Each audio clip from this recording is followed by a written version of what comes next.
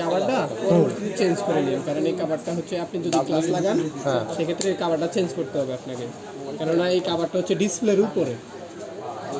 তবে যদি গ্লাস না লাগান সেই ক্ষেত্রে হচ্ছে আপনি কাভার না গ্লাস লাগিয়ে নেব। গ্লাস লাগালে অবশ্যই কাভারটা চেঞ্জ করতে হবে, কারণ গ্লাস উঠে যাবে, গ্লাস বসবে না। না ঠিক আছে, ওকে।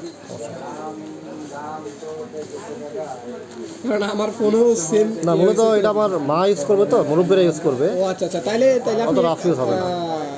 কাভার চেঞ্জ করেই ফেলেন। হ্যাঁ হ্যাঁ,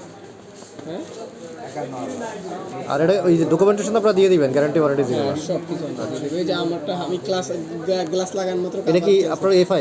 না, আমারটা 15C। ডেল 3GB কত জানি স্মার্ট মডেল।